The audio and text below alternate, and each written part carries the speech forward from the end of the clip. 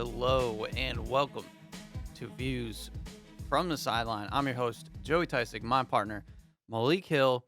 We are back to talk about the NBA playoffs, as it's already been a little bit crazy. Series are already really close, but really quickly, we wanted to touch on some non-NBA stuff because the rest of the show is all NBA. So, first off, me and Malik's favorite player in the MLB, Shohei Ohtani. The dude is incredible. Just recently took over the home run lead in the majors. But if you don't know who he is, because people don't pay attention to baseball anymore, he's a two-way player. He bats and he pitches. One of the few. Yes. There aren't many left, and I don't think there's any left that do it to the level that he has. yeah, it sounds crazy when people say it, but I think he's in his third season. Yes. He's the closest thing to Babe Ruth. Yeah. And that's what people are drawing comparisons to right now. He is a once in a century type talent. Yeah. Because besides Babe Ruth, who else was pitching at a high level and then went over and became one of the greatest batters of all time? Yeah. And yeah, right now Shohei is both pitching at a high level and he was just the leaders in home runs. Yeah. Vlad Guerrero Jr. just hit a home run last night, so that put him at 16. But Ohtani is right there at 15 home runs. His batting average isn't like crazy. It's like 243 or something like that, 250 area. So he's more of somewhat of a power hitter. Yeah, I feel like if he wasn't focused on pitching, his batting average would most likely go up. Right. And so his schedule of starts is a little bit different for a lot of people, but right now he's 1-0. His biggest problem, I guess, is giving up home runs when he's pitching, but he has one of the lowest opponent batting averages in the MLB. People are hitting, I think, like 145. I had it pulled up. They're like 145 or something against him, which is insane. 154 is the opponent batting average. And he also is very efficient with his strikes. I mean, I guess his balls are a little bit up for the most part, but overall, like, the guy's insane. Nobody does this. That's the point. Yeah. He's started 6 games. He's played in 47 of the games because he's batting. It's incredible to see what he's doing, and to be able to keep doing it. It's going to be really interesting to watch the rest of his career, to be honest. It makes me a little sad that this type of player has been placed in this era of baseball, where you said it, but we might not go deep into it, but the fact that baseball is nowhere near as popular as it used to be. Yeah. Not even like as popular as it was like 10 years ago. Right. If you threw Shohei Ohtani into even like the early 2010s, the mid 2000s, I feel like he would be a phenomenon. He would be on every commercial. He would be like being pushed to the new face of baseball. Yeah. Like it would be a frenzy. But people talk about him maybe like once or twice a day on ESPN, Fox Sports. Unless it's a baseball show, he barely ever gets mentioned. Yeah. And it's really crazy seeing how baseball has evolved, both in a good way and a lot of bad ways, because there are a lot of efforts to try and fix baseball in the state that it is right now. People are thinking about making changes, but do you think there will ever be another time where baseball is back to being what they called America's pastime? A sport that almost every kid played. Like this level of talent should not be it shouldn't be quiet that this dude is as great as he is right now. Yeah. It doesn't make sense. I think the hardest part about it is that you get, like, as we go more and more into this like digital era and everybody wanting information now and wanting things now and quickly, and like baseball is such a relaxed sport in a sense. You got to sit and marinate in the sport. Yeah, It's and not you have, something. It's not instant highlights like basketball or Yeah. football. Yeah. It's something that I talk about. I've talked about it even with my girlfriend, to be honest, that um, a lot of people don't enjoy like a good pitching matchup these days. And something about it for me, I've always loved it. When there's like no hitter on the line and guys are throwing crazy curveballs and like they're just framing up these perfect pitches. I still watch videos of like greatest pitches and like nastiest like Yeah. curveballs and stuff like that. So you have to really invest yourself and like take a deep dive to be able to understand and appreciate what's going on in baseball, and that goes for a lot of sports. There's like the reason that I love so many different sports or can watch so many different sports is because my brain is so analytical and analyzes everything that I love seeing how people do what they do and are so good at it. Um, so I think for baseball, it's going to be really hard as it just seems like kids these days, they have so many things at their fingertips. And I don't mean to sound like an old person, but like I've I'm in the middle of these two eras that like where baseball was great and then but I'm also in that era where like I also like getting things now. I like being able to go to YouTube, watch videos, and I can just watch highlights and things like You that. make a great point. We're the millennials that Right. we grew up at the end of a certain age Yeah. where we went outside and rode bikes and played with our friends, Yeah. but there was still technology coming in. Right. We become teenagers, there's more technology, Yeah. and now we're adults and kids have everything. Yeah. When I was little, I had cassettes that we played in the car. And then we Yeah. got CDs. Yeah, I used to Dial-up listen to internet. CDs. I still remember the first CD I ever bought. Right. Like, yeah, those things like meant something. Going to Blockbuster and stuff like that. Yeah. That's besides baseball, but we're talking Right, about but the still generational differences. Yeah, yeah, so I think it's hard for baseball to like there's nothing they can really do to change the sport unless they completely remodel the sport, but then the people that love baseball for what it is aren't going to like that either. So it's really hard to make a give or take. And I think part of it is just one thing they've said is that they don't market very well, and I think that's absolutely that's true. pretty true. The Like, best player in baseball has been pretty much unknown for like the past 5 years. yeah, I would argue it's. I mean, would you say it's Mike Trout? Yeah, Yeah. Okay. it might be changing, Right. but yeah, he's been And he's the one like the that's consensus best player and for he's the a one that's while now. most marketed. But you only see him in like a few Gatorade commercials Yeah. here and there. But And, he also has said he doesn't make efforts to be like extremely known and like right. popular. He just plays for the love of the game, Yeah. which is great, but it's not great for the. It's like Yeah. baseball needs a culture. Because You're like not wrong. I think that's the biggest thing for the NBA that the NBA has going for them. Like football is football, and it's kind of that sport that I feel like It's America's sport pretty Yeah. much now. and Yeah. it's just that one that everybody will just sit down and watch, even if they don't necessarily like football. It just works out that way because it's once a week. You get to watch your favorite team or whatever. Basketball and all that stuff, you got teams playing all the time. But basketball at least does a really good job at creating its own culture and like cultivating off of that. Yeah, And but- these guys are all on Twitter and like you get all sorts of stuff. Yeah, basketball is also it's a sport that's baseball is a more expensive sport. It's not as like easy as it used to be back in the day where almost all local towns had like a little league league Yeah. and there were like a few different teams from like different neighborhoods. That's pretty much changed. Like there's travel baseball, and if you really get into it, then like it's more money and like you have to be like really into it. Yeah. Yeah, it starts to be kind of one of those, and that's another deeper topic to talk about another day, is that sports these days are getting so analytical with all these people getting their stats and all this stuff. And it's like, what AAU teams have you been on? Where did you play here? What did you do this summer? What did you do then? And a whole nother topic.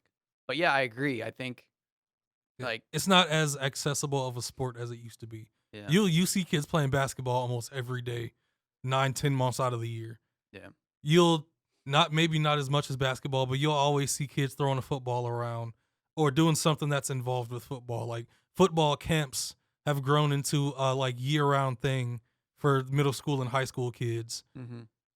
Those two sports dominate, and Yeah, you see your occasional little league team. You might drive by and see like kids playing like in a league, but you don't ever see kids just like playing baseball just for fun, like in somebody's backyard or something. Mhm. I don't think ever, not ever, but I haven't seen it in a very long time. Yeah.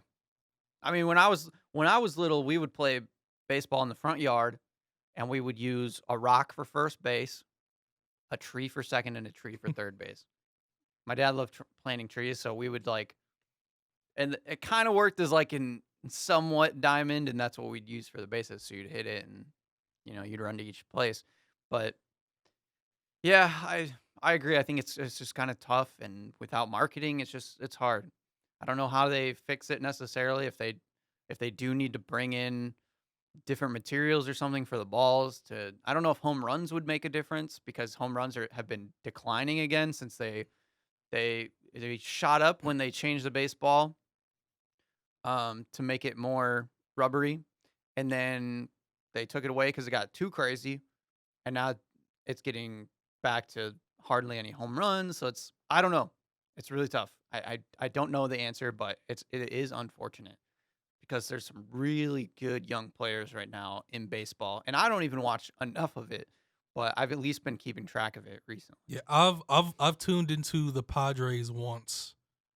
They're near the top of the league right now, Mhm. and they have His name is Fernando Tatis, right? Yes. One of the most exciting young prospects in baseball in years. Yep. They've already locked him up with a huge contract, Mhm. almost a lifetime contract. Yep. And I've like rarely ever saw the Padres playing well, and they're playing well now. Yeah. And I'm sure Padres fans are excited, but who else cares? Yeah. Who knows Fernando Tatis? Yeah. Ronald Acuna plays for the Braves. He's one of the best young hitters. Vlad Guerrero Jr., like I said, he plays for the Exactly. Blue Jays. Like, there's so many guys that it's just unfortunate that are going under the radar. Okay, now going from young guys to old guys. Phil Mickelson just won the PGA Old. championship. Isn't he just like 50? Yeah, That's not too old for sports it is. But for golf. um, It's solid. It's all right. he had the longest drought of winning in the history of the PGA and won at the age of 50 over a bunch of young guys. And it's funny because this is a golfing event that I actually didn't watch. Tried to get Malik to talk about the Masters the last time, but no. When Phil Mickelson wins, though, okay, we'll talk about it. No, I pushed for it.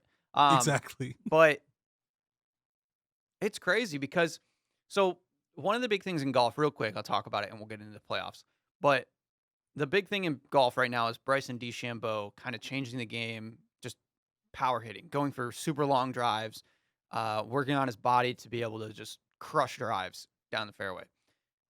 I don't remember what hole it was, but I think it was 15 or something like that. It was on the back nine, and Phil Mickelson outdrove all the young guys. He's 50, hasn't changed a shot or anything really all too much. He's just, I mean, he stayed in shape, obviously, but it just goes to show again, for my analytical brain, is really cool that like it's so much about the form. There is like DeChambeau, he can probably outdrive Phil Mickelson 99 times out of 100, but still, Phil Mickelson being able to do that. And the other thing that was crazy for me is that Phil had the lead going into the final round, which I think he was also the oldest player to ever have the lead going in the final round or something like that. He broke a couple records, but the guys behind him were only one stroke behind. They all cracked under pressure. Brooks Koepka, can't remember who else was out there. Koepka, I know was close the whole time, but he kind of faltered under pressure, and Phil just played his game and looked really good. And to me, it's really cool to see it. It's similar for me, at least, not in the same vein, but like Vince Carter playing as long as he did and being still as good and athletic as he was. It's just one of those things where it's cool to see old guys still be able to play, or like Tiger Woods winning the Masters a couple years ago. Showing that they still have it is always incredible to me, I think. Anything you say? Because I don't know golf. I was just gonna let you stick with that one. Mm-hmm. I'll say great analysis. I know Phil Mickelson. I know the names of certain golfers, but yeah, I'm not enough of a fan of the sport to go in deep on it. So I'll just Yeah, I think the last time that he won was like 2004. I want to say, which seems crazy. Wasn't the last time Tiger won before he won that last one? Yeah, it Like was a long at time, like least like 2008, or no, would have been like I thought it was longer than 2010. that because 2008 was around the time the controversy happened. Um, no, because he came back No, that wasn't 2008. That was like 2000, like a 9 or 10, which because is like a year or two he later. won like my senior year or something, which was like 2010, 2011, I believe. I don't remember, but yeah, Tiger was up there too. Okay, enough golf talk. Phil Mickelson, that's cool. I've never even been a big Mickelson fan, but it's cool to see him win at age 50. I can't deny that. NBA playoffs. I'm gonna let you pick the series you want to talk about first. Series to talk about first. Okay, you know what? Let's start with the one with my favorite player, That's a good one to start and with. yeah, a team that I just figured could flip a switch and they'd be right back to where they were last year, but I was clearly wrong. They don't have what they had last year. Mm-hmm. And another team that's actually finally made the improvements that everybody expected them to make in the past few years. Mm-hmm. Milwaukee Bucks versus Miami Heat. Yeah. Listen, man. First, I'm going to start with Milwaukee first. The difference that Drew Holiday makes, like switching him and Eric Bledsoe, it can't be understated like how far apart they are in like class of player right now. Yeah. Like they couldn't get it done with Eric Bledsoe in Milwaukee. He goes to New Orleans and they get worse. Mm-hmm. And I don't hate Eric Bledsoe. It sounds like I do. But once they picked him over Malcolm Brogdon, I knew it was downhill from there in Milwaukee. Yeah. And then you had the failed under the table deal for Bogdan Bogdanovic. Mm-hmm. And they end up with Drew Holiday. Yep. Which I loved because I've been a Drew fan forever. And I know he's really a perennial all-star that hasn't been depended on to be that type of player. Drew Holiday, He's always been super high level. very similar to Andre Iguodala. Nobody realizes he started his career with the Sixers. Yes. He was a all-star one time with the Sixers because they depended on him so much on a down team that actually made the playoffs one time. Mm-hmm. Drew Holiday made one all-star, and he's just gotten better every year since. Yeah. But like I said, no teams ever depend on him to be that level of player. Right. It's always been in him. And yeah, the way he affects that team on offense and defense, besides just scoring, like ball movement, keeping his handle going and making sure everybody gets in the right place, and then going on the other side and making sure he chases around the best shooters when he has to. He sits down on the like most dependable offensive players on the other teams when he has to. His effect has just been ridiculous. And then Giannis hasn't been great in this series, but everybody around him. What Bryn Forbes did in that game too. I thought Giannis was pretty ridiculous. good in game 2. He was good, but he hasn't been like the incredible He needs Greek to freak. he needs to not shoot threes. That's all. Absolutely. He shouldn't be jacking like 8 threes a game. But Bryn Forbes, when he starts like 6 of 7 from 3, yeah, you're in trouble. that's what I think. They hit 14 threes a game and they hit 13 in like the first 15 minutes of the game. Yeah. Like it didn't make sense how hot they were. That But they were playing such good basketball and getting great shots that they were bound to have one of these games. Yeah. That game was over from the get-go. And yeah, it's their shooting has been great. Everybody's been just clicking. And I mean, as much as I want to give credit to the Bucks because they are playing well, they're hitting a lot of shots. Yeah, that's why I wanted to start with them. The Heat have looked lost. Jimmy Butler, your guy. I've enjoyed watching Jimmy this season. Yeah. I had him on my fantasy team, so I had to root for him. This is the first time I've seen him play like this. Man. And he said going into this series that he was ready to go. He's pulling off a Paul George, I hate to say. Hurts me to say it, but I don't think you could say a Paul George. Because first game they almost won, and even though he shot terribly, It was awful. he shot terribly. He hit the shot to get them into overtime, and then they lost. He shot horribly. Yeah. Second game, nobody showed up. Mhm. Dwayne Dedmon was the leading scorer. Yeah, And everything, it looked like the Twilight Zone. they for checked Miami. out very quickly. That's the part where I'm looking at Jimmy confused, because a Jimmy Butler led team doesn't just get checked out like that. Mhm. So something is clearly off, Yeah. and I don't know which specific part to pinpoint. I mean, Milwaukee's defense has clearly gotten better, led by Drew Holiday. Yeah. Like, their team defense is living up to their regular season ratings that everybody's been hyping up the past few seasons. But Bam Adebayo has been non-existent as well. outside of Duncan Robinson shooting the lights out in game 1, Yeah. who else has done anything? Their top 3 scorers from last playoffs, Jimmy Butler, Bam Adebayo, Tyler Hero, they haven't been in it. They haven't showed up. It's almost no way to explain it. Like, what's happened to Bam? I don't know. I don't know why he's playing like this. Tyler Hero looked great the last month of the season. It looked like he was returning to himself. Mm-hmm. And now it looks like he barely knows how to play he's playing terrible basketball. Yeah. He's just jacking shots. He's not looking for the best opportunities. Like, last year in the playoffs, he did a really good job passing the ball to, their team basketball Right. was top notch. Mm-hmm. And it's like half Milwaukee neutralizing them, and half it's like they've given up on each other somewhat. And I don't know why or how, or it's strange.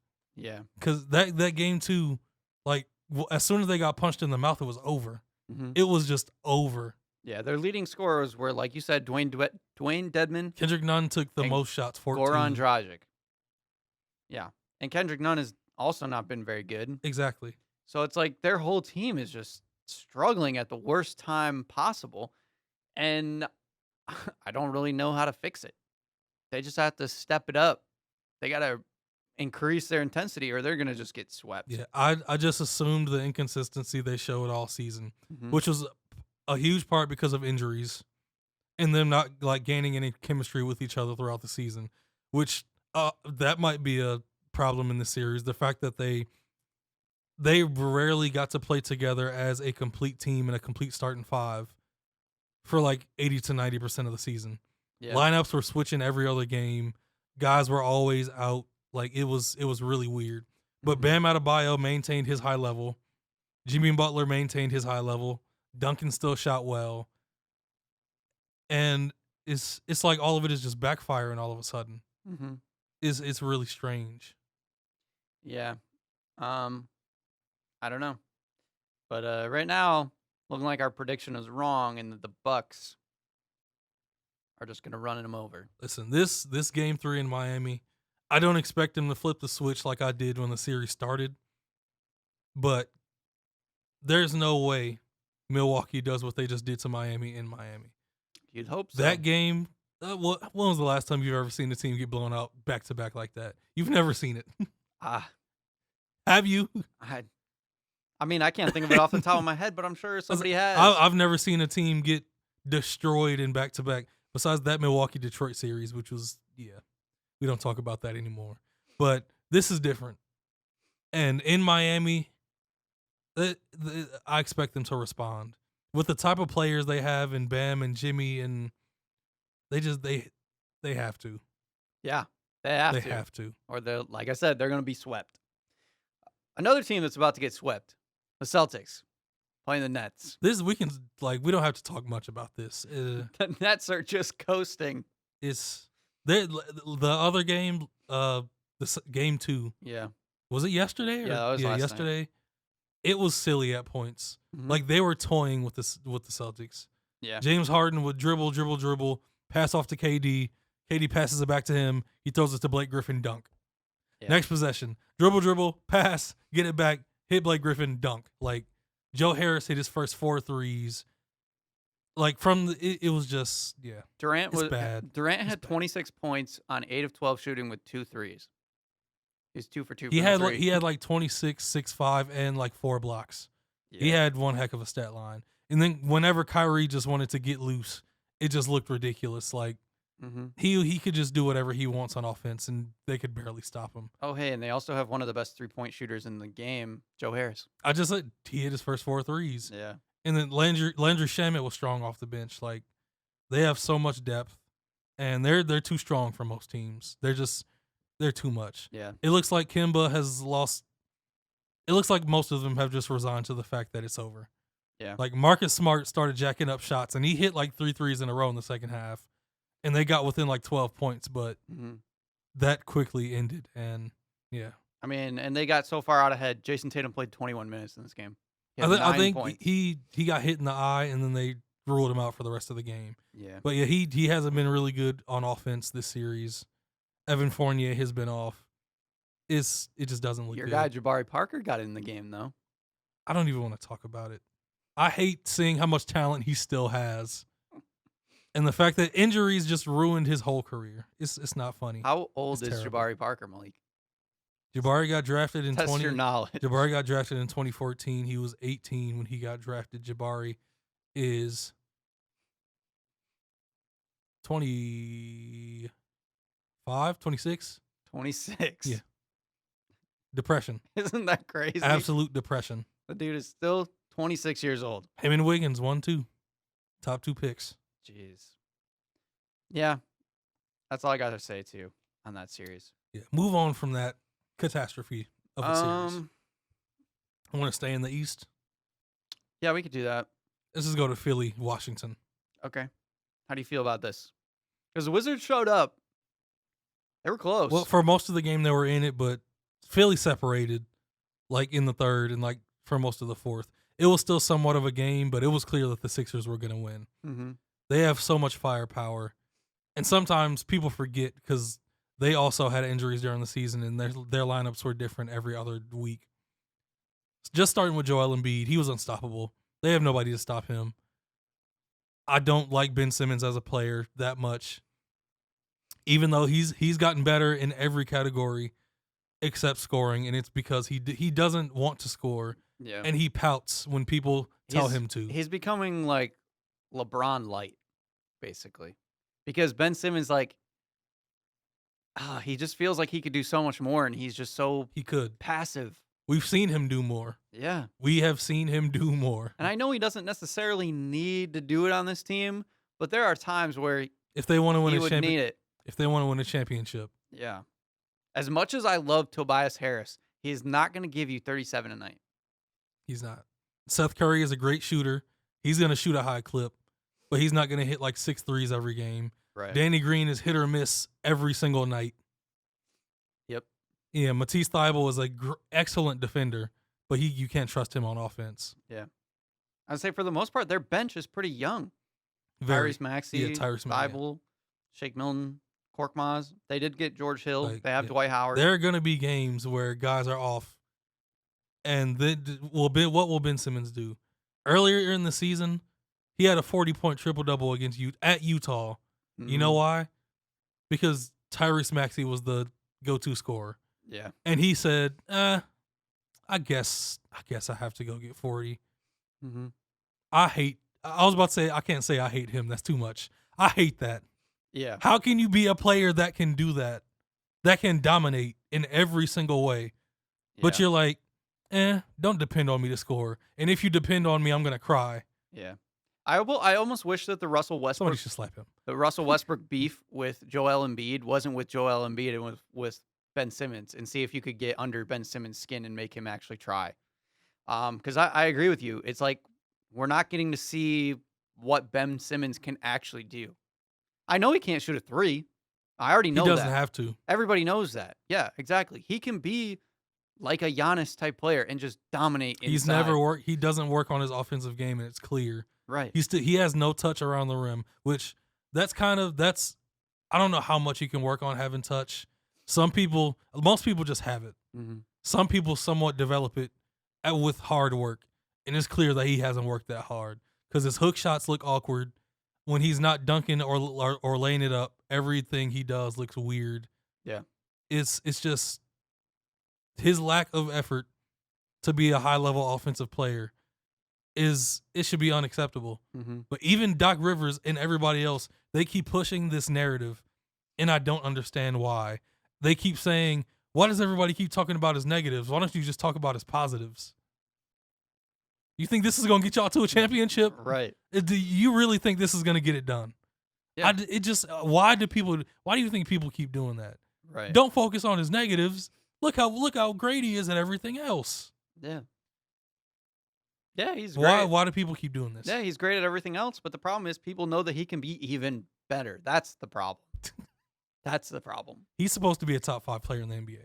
Is when you're basically holding back. The dude is a 6'10" point guard.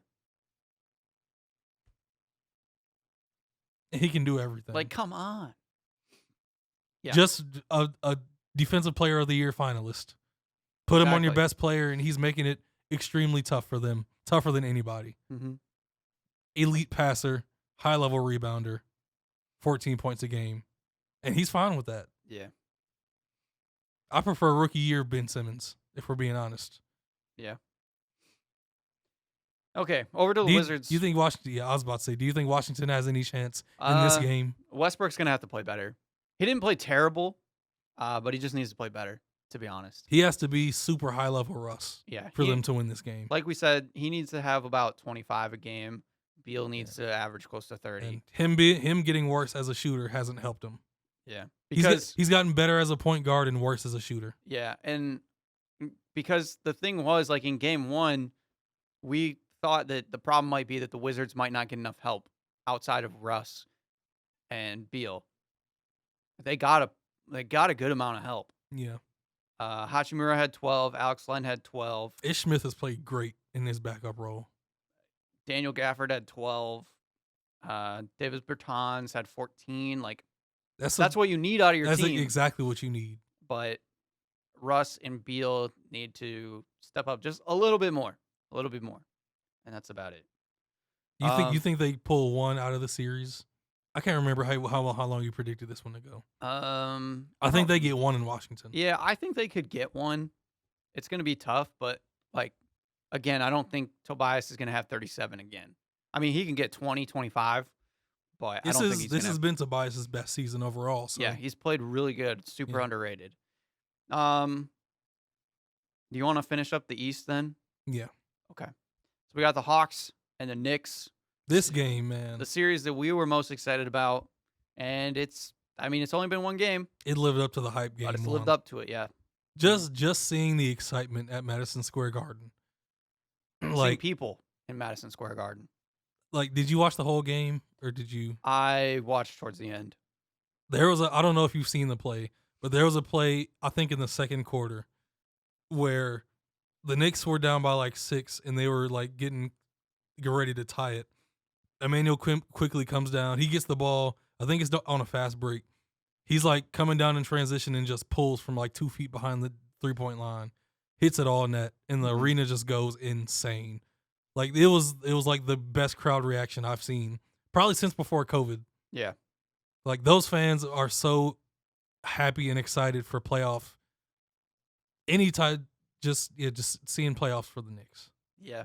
It's a shame in this game that Julius Randle started his playoffs terribly. Very, very badly.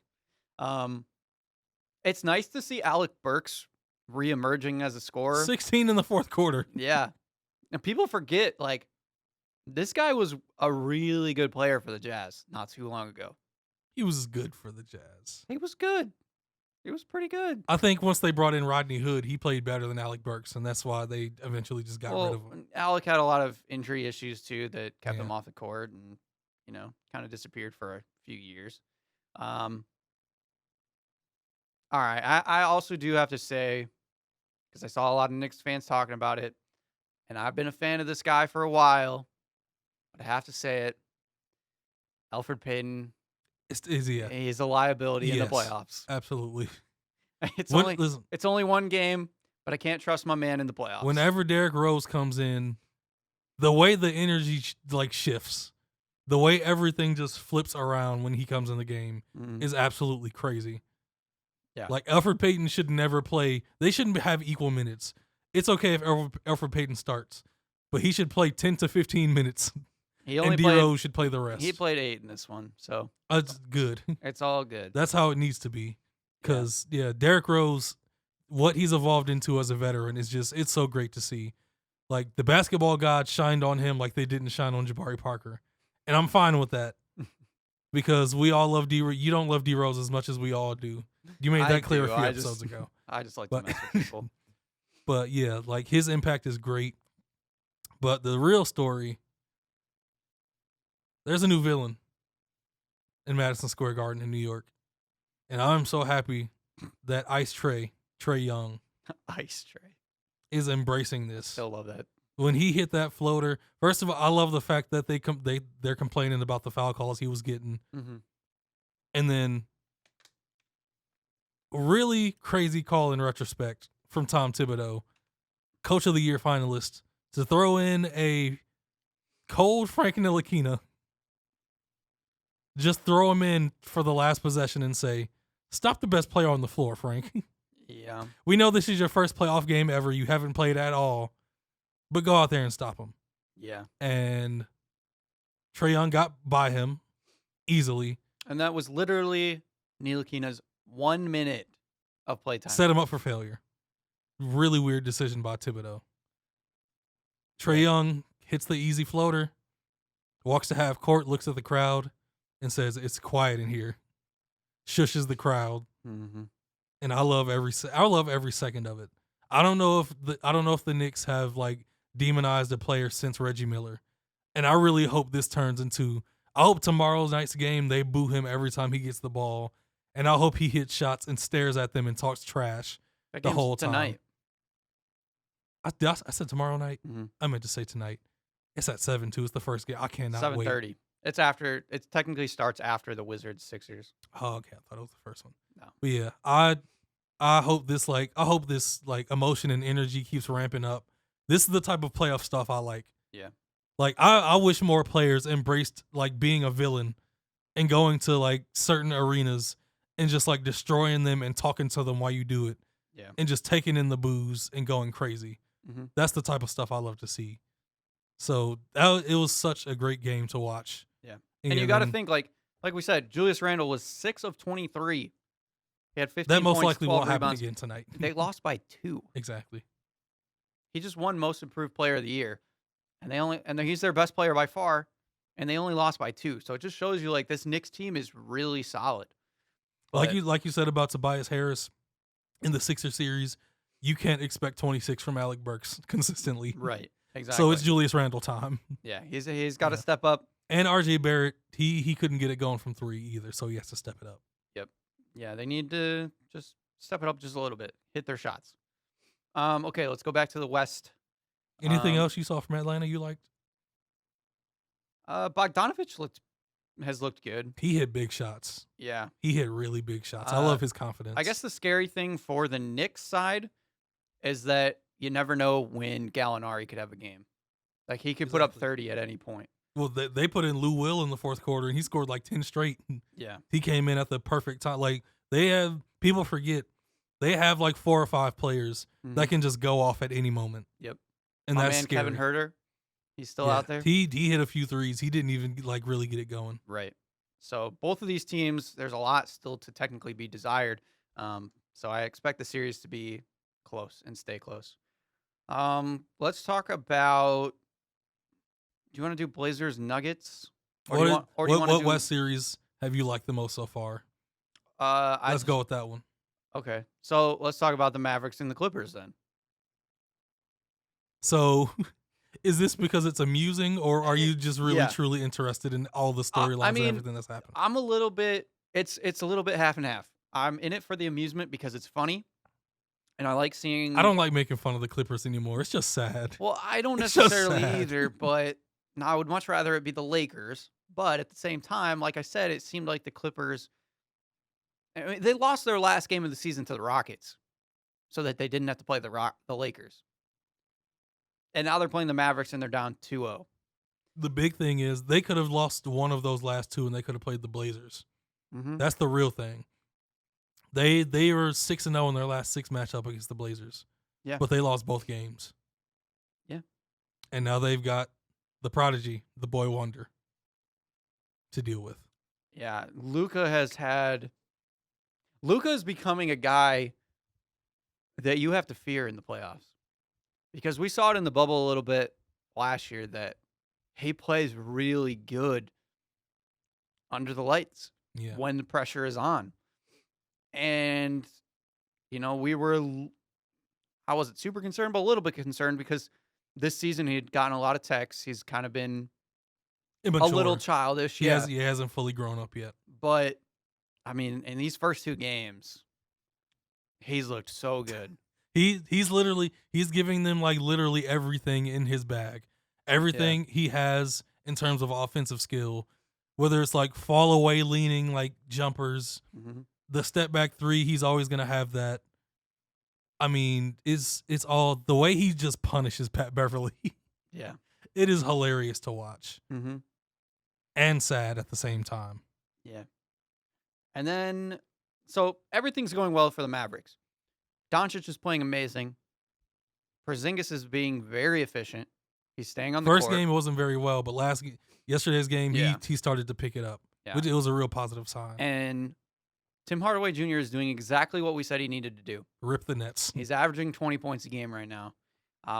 He's looking good. They need that third guy. Listen, it's weird because he's Tim Hardaway Jr. There are still plays where he will take a shot, and I'll be like, "Really, Tim? This is what you?" And then it'll go all net, and I'll be like, "Oh, he's not missing right now. Never mind." Yeah, he's gonna make that shot. He's just one of those guys that can just fill it up when he wants to. Yeah, when he heats up, he's hard to stop. Especially these last like 2 months, he's just been on a tear. Yeah, and like we've seen that when like Doncic sits or Porzingis sits, that he could go out and score like 40 at some point, but it's usually inefficient. Now with those guys being there, he gets a lot cleaner looks. Yeah. He gets to shoot in rhythm, get into a flow, and he's been so efficient in these games. It's been really good for them because besides those 3 guys, they don't have a ton of depth. They have like really good gritty players like Maxi Kleber is a great shooter, but he's not like one of the best players. Jalen Brunson's solid. He's a high level backup. I put him higher than he's playing better point guard than everybody except Rondo. Right. Like him and Rondo are almost on the same level in terms of just playing fantastic basketball and controlling the team. Yeah. So then switching it over to the Clippers side real quick. I don't know. Kawhi had a really bad game. That is the perfect headline. So I'm so happy you started off saying that. Like that should be the headline for the Clippers in the rest of the series. Yeah. I don't know. Kawhi had a really bad game 1. Couldn't really get anything going. Paul George was all right. Didn't have anything else besides those 2. But this game 2? Game 2, Kawhi was spectacular. Great. 14 of 21 from the field. 4 of 7 from 30 the in the first half. 41 points for the game. 6 rebounds, 4 assists. Paul George, 12 of 22, 1 of 7 from 3. Not very good. Yeah. But 12 rebounds, 6 assists, 28 points. But then you look at everybody else. Reggie Jackson's their next highest scorer with 15. This is when we haven't brought up Ty Lue yet. This is people have a reason to talk about why he was barely a coach in Cleveland right now. Mm-hmm. Because he's not using Serge Ibaka, who's supposed to be a key piece for them. They're just not using him. Yep. They haven't played Luke Kennard, who's their best shooter. Terrence Mann played 15 minutes. Playing him, they need to play him more, but they barely played him in game 1. They depend on Reggie Jackson like he's a super high-level guy. Mm-hmm. Marcus Morris only got 9 shots. Marcus Morris only got 9 shots, but he's not really doing anything with them. Yeah, but he's been one of their guys, though, and that's the problem. Been able to step up in some of these games. Guys either are not stepping up or... Zubac was 1 of 2. He had 2 points and 6 rebounds. Like, what? I know you got to play against Porzingis, which can be very difficult. He's one of the better defenders that people kind of forget about just because of his length. But, like, man, they just couldn't get anything. Like, they shot pretty well. They were 54% from the field, 40% from 3. They're not capitalizing. And the Mavericks, they shot the lights out. They shot almost 60% and 53% from It's three. something about the Clippers that the Mavericks, they're just there for it. Mm-hmm. They have fire in their eyes and they're ready to go nonstop when they play the Clippers. And it's just something missing. I really think it's this franchise at this point. Yeah. Like, I don't even think this is dramatic at this point because they might need to blow up this team after this year. They need to move to another city and have another name. Mm-hmm. If you stay in the state, if they just move to San Diego, they just lost their football team. Give them a basketball team. The Los Angeles Clippers need to move away from this. Send them to Seattle and stop playing. Stop playing. Don't share an arena with the Lakers. Get rid of the LA Clippers. This whole thing, this history, it's not coming together. Mm-hmm. They got a Kawhi Leonard fresh off of giving Toronto a championship. Mm-hmm. A Paul George coming off of a sour OKC ending, but still like playing at a high level. Yeah. Lou Williams was there. Trez was there, improving pieces. They blow it last year. Now you're down 0-2 after a really good regular season. Some people, for some reason, like Nick Wright thinks their roster really isn't that good. That's not true. There's talent there. But it just does not work. I don't know if it's the Clippers or the coach or the players don't mesh or they're not mentally tough. Mm-hmm. They believe too much in the Rondo signing. It's like there's too many things to possibly look into to find one answer. Yeah. Maybe it just comes back to them being the Clippers, man. I don't know. It could be. Kawhi and Paul George played really good last night, and it meant nothing. Mm-hmm. Like they allowed like half of Dallas's threes were wide open. Every time Pat Bev got switched over to Luka, nobody like attempted to double team until like the last 5 minutes. They just let Pat Bev get destroyed every time. Yeah. Are there any answers? I don't think so. We gotta move on. It's over. It's over. It's I'm not gonna over. call it over. It's not over, but where's the hope? Yeah. What is the hope? I don't know. Okay, let's go to a weird series for me. Blazers and Nuggets. Blazers blew out the Nuggets game 1. Nuggets blew out the Blazers in game 2. Both teams are technically shooting the lights out. Blazers are shooting incredibly good. Even in that game 2, they were shooting crazy good. What Dame Lillard was doing in that first half of game 2. Yeah, their problem in game 2 was turnovers. Nuggets being able to capitalize off those turnovers because they shot really well, like I said. And they got to the free throw line about the same amount. It wasn't like a rebound disparity. I mean, Portland just need to slow down on the turnovers just a little bit. I think Mike Malone is doing a great coaching job right now. Mm-hmm. Like once Jamal Murray went down, everybody thought they would just fall off a cliff, and they kept winning once he went down. Yeah, and they're showing like they need Jokic and Michael Porter to play very well for them to win. Mm-hmm. But as long as them two are playing well, everybody else shows up and does their jobs. Yeah, like Fernando Campazzo has been a fantastic like passer and decision maker, and he hits shots when they need him to. Monte Morris is an extremely high level backup. Aaron Gordon hasn't scored a lot, but his defense has been great. His rebounding has been important. Everybody is playing their parts extremely well, and nobody's like trying to do too much. Yeah. And yeah, I like watching Denver more than Portland, like as a basketball team. Because a lot of times Portland's basketball comes down to an eventual ISO. Yeah. Whether it's Dame or CJ or Carmelo, or like whether they like when they pass it to Nurkic, it usually comes down to, okay, a few passes now go get a bucket. Mm-hmm. But Denver, their ball movement is really good. There isn't a lot of like ball hogging and forcing shots. They just play good basketball. Yeah. And this one could go 7. Yeah. Because both of these teams, they both have MVP candidates. Nikola Jokic is probably going to win it.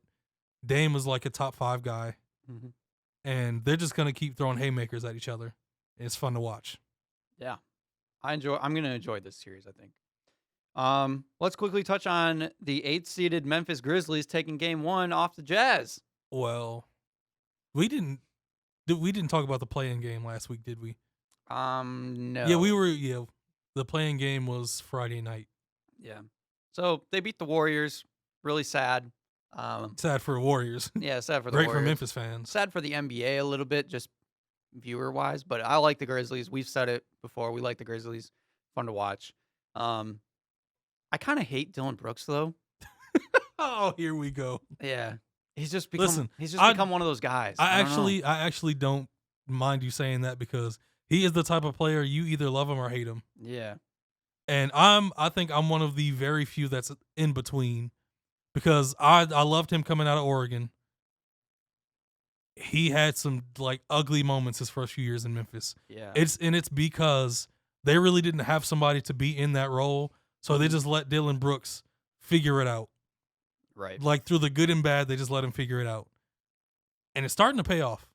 He still takes bad shots sometimes. But he's had a really good final these like last month or so. He's been really good. He is extremely tough and doesn't back down from anybody. Mm-hmm. That's the best part about him. He's going to go at anybody. He's going to go and try to get his buckets. He forces it sometimes, but when he's hot, he's hard to stop. But he's not even like the real focus. Yeah. Like Ja Morant, we all know how special he is. But the fact that he's doing this, I don't know many players that would have came in as a rookie and had Memphis in these positions in his first few years. Plus, Jaren Jackson was out for most of the year. Jonas Valanciunas was the perfect pickup that they needed. Mm-hmm. He has just fit in so well with their culture. Grayson Allen has had high-level moments. Desmond Bane was a great draft pick. Yeah. Like, all decisions they've made in terms of signing players and drafting, like in the past 2 years, has just been, like, they've knocked it out of the park. Right. And everybody's fit together. And Slow-Mo is playing great. Nah. You still don't realize how young this team is either. Like, just looking at they're one of the youngest teams in the league. Just looking at and they don't roster, play like it. They don't play crazy. like it. On the flip side, the Jazz, They didn't have Donovan. They just they look rusty. They played bad. Yeah. I mean, they don't have Donovan Mitchell, but they didn't. They lost by 3, and they didn't hit any shots in the first half. Bojan Bogdanovic was 4 of 11 from 3. Mike Conley was 3 of 11 from 3, and Jordan Clarkson, 6th man of the year, by the way, 0 for 8 from the 3. That won't happen again. Most likely. They shot 12 of 47 from 3. I don't expect that from the Jazz, like you said.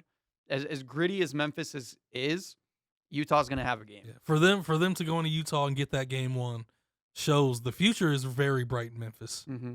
And this series could be fun because it's going to be both teams kind of grinding it out back and forth. A team that young shouldn't be that tough. Mm-hmm. I'm going to go as far as saying I've never seen a team this young play this way. Like how unafraid they are. They play smart, and they don't play. A lot of young teams like aren't afraid, but they play stupid. Yeah. This team, they play like a good like NBA team, and I love watching it. Yeah. They could be a contender in the next 2 or 3 years. Yeah, I can see it. Okay, final series to talk about. Got about 5 minutes left. Phoenix and the Lakers. Game 1 was fantastic. If you love everything against non-Lakers. Phoenix won 99-90. Devin Booker played outstanding. DeAndre Ayton, 21 and 16, 10 of 11 from the field.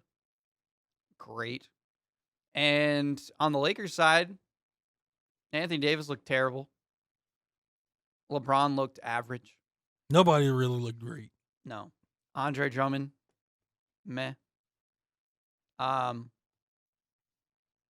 don't know. It's kind of crazy. And then we'll just, so we get to comparison. Last night, Lakers won 109-102. So the series is tied up 1-1. Anthony Davis had 34, 10 rebounds, 7 assists. LeBron had 23, 9, and 4. Andre had another similar deal to game 1. Dennis Schroeder had 24 points. That was big for them. And then for Phoenix, Devin Booker was solid, but he wasn't as strong as he was previously. Yeah, they played a lot tougher defense on him. And he only shot 3 threes. He was 0 of 3 from the 3. Chris Paul did get hurt early in this one. He ended up coming back. In the first quarter. Yeah, but he ended I up. mean, the first game. Yeah, he ended up playing only 23 minutes. It was clear he wasn't Yeah, in game 2, so he only had 6 points, 5 assists, 3 rebounds. But campaign showed up in a big way. Except for he was inefficient doing it. That's the only problem. 19 points on 6 of 15 shooting. Well, when Chris Paul was out, somebody had to Yeah, take extra wouldn't shots. you rather it be like Mikal Bridges or Jay Crowder? Well, they don't have the ball in their hands. They're not ball handlers. They're catch and shoot guys and high level defenders. Campaign has the ball in his hands. It usually ended up coming back to him, and he'd have to take a shot. But like, there's solid 3-point shooters on this team that I think they could have. Yeah, they could have ran some better offense. Yeah. But DeAndre Ayton is playing out his mind though. He's played really good so far in this series. But it's their secondary guys that need to step up, I think, for Phoenix. That's where the trouble lies. I mean, in this game they only lost by 7, and you got 24 out of Schroeder from the Lakers. So the Lakers, that was like a really good game for the Lakers, and the Suns only lost by 7. So I think the Suns have a really good chance to knock out the Lakers. I'm not gonna lie. Maybe I'm riding the hype even train. without Chris Paul, come on, man. Well, are they going to be without Chris Paul? Has anything been said? His shoulder looks like a noodle. If he can't shoot a jump shot like outside 5 feet. First of all, I have to say, I cannot believe the terrible luck of Chris Paul. It just does not make sense. Yeah. He ran into his own player, and it didn't look terrible in the first game. He just ran into him, hit his shoulder, fell down.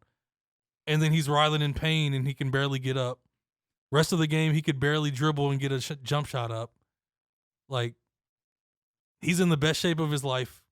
He's made this huge impact on this young team. Mm-hmm. It looks like they might have a chance to beat the Lakers, possibly. And his shoulder just... I don't know if it's a stinger. I don't know if it's, like, nerve damage. I don't know exactly what it is, but... Why does this happen to Chris Paul? Why does this happen? This is what the best place he's been in a very long time. Yeah. And in game 1, it just all goes up in smoke. Mm-hmm. Like, nobody deserves this. Yeah. This would be a great series if Chris Paul was at full health. Yeah, but he just has terrible luck, man. Like we said, that was part of the reason why they probably lost game 2. He was on a minutes limit, basically. Monty Williams pulled him after his 23 minutes or whatever. So that's going to be the hardest thing, is to see how that progresses. If they can somehow just, give him enough injections to get through the game. I love how you hate the Lakers so much that you just won't talk about LeBron and AD and what they did last night. They did what they were supposed to do, though. That's the problem. You have to talk about it, though. They did what they were supposed to do. AD has looked terrible in the play-in and into the playoffs, game 1 at least. And then he finally stepped up in this game 2. But he's doing exactly what he's supposed to do. That's the problem. That's why I'm not talking about it. LeBron has been great. He's been great. But he hasn't been like, outside of the play-in game, he hasn't been taking over necessarily. I think he's at the point where he got Anthony Davis to the Lakers for that reason. Right. I think he's tired of having to do that. Mm-hmm. And that's part of the reason why I've never liked him so much. Yeah. Because he doesn't like taking over. He'd rather be the point guard, which it's not his fault that he's Magic Johnson. Right. In a Greek god's body. He is a Greek god in a basketball uniform, okay? So there's only certain I only respect his game so much. Yeah. Like LeBron obsessives, I don't understand. Because he's so gifted, I can only be impressed with so much of his game. Yeah.